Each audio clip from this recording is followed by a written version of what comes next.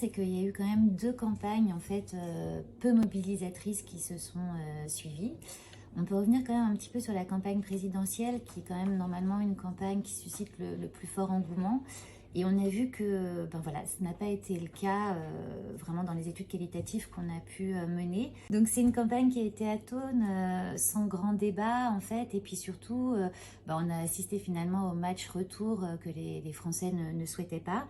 Et puis plus largement, ce que beaucoup de Français nous ont dit, c'est qu'il y a eu une explosion en fait du cadre médiatique. Hein. C'est-à-dire qu'on était habitué à des débats de fond, télévisés, et puis là finalement c'était de la politique spectacle à coup de buzz, de phrases clash, de violence. Et finalement cette politique spectacle, ben, très peu de Français se sont reconnus dedans, et ça a participé à une forme d'éloignement. Et puis c'est aussi une campagne qui a acté la décomposition, recomposition du champ politique avec un brouillage des repères idéologiques très important qui participe aussi d'une certaine désaffection. Et à la suite de cette élection présidentielle, ben finalement le gouvernement, enfin Emmanuel Macron plutôt a tardé à constituer son gouvernement. Il a laissé finalement tout le monde dans une forme d'attentisme, et ça n'a pas eu l'effet escompté. C'est-à-dire qu'il y a eu un effet pchit à l'annonce du gouvernement, une forme de prise de distance en fait des Français sur ces enjeux quand même pourtant importants. Et du coup, la campagne pour les législatives s'est inscrite dans cette période finalement marquée par une certaine mollesse et une certaine atonie. Et on a vu, il y a eu aussi une forme de pari du gouvernement de finalement ne pas vraiment s'investir dans cette campagne pour les législatives.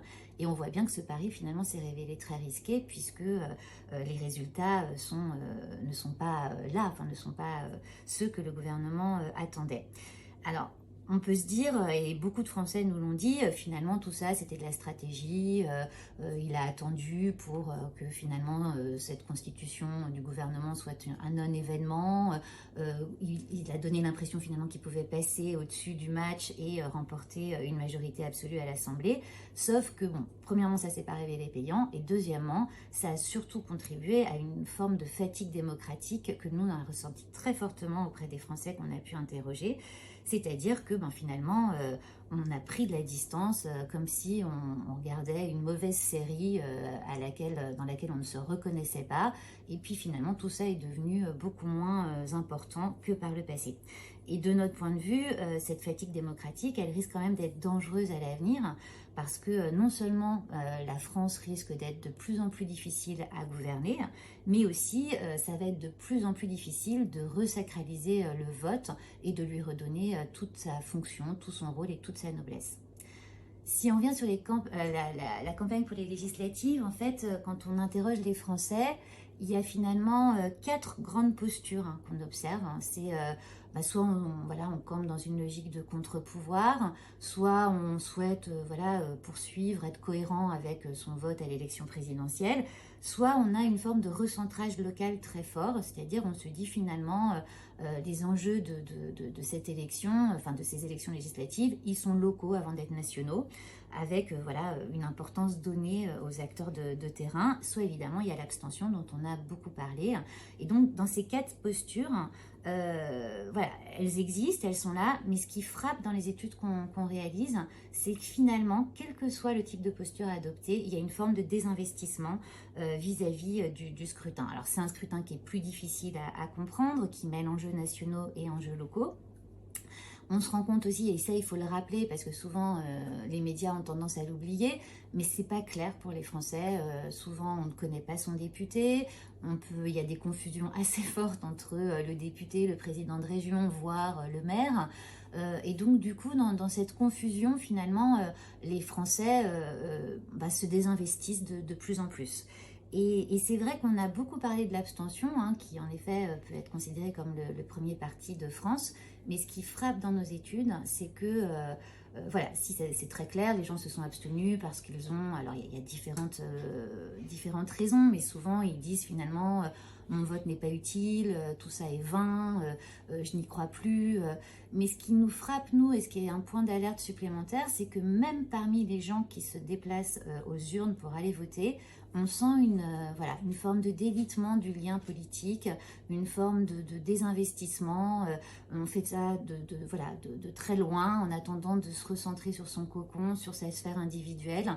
Il y a une forme d'effet zapping, en fait, par rapport à tout cela. Et c'est vrai que la comparaison est souvent faite avec voilà, la situation de l'Église en France. Hein. On a vu les fidèles petit à petit quitter les églises, se faire leur propre religion un peu loin du dogme catholique.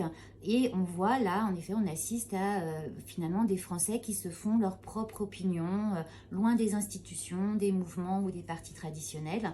Et évidemment, si la comparaison est juste, l'impact à terme est beaucoup plus dangereux, entre guillemets, pour le vote et pour ce délitement vis-à-vis des institutions. Et pour finir, ce qu'on peut dire, c'est que dans ce brouillage des repères idéologiques, beaucoup de Français nous ont dit « je me suis déplacée dimanche, je suis arrivée, il y avait 25 bulletins, j'arrivais même pas à repérer où était le bulletin du candidat que je souhaitais soutenir ».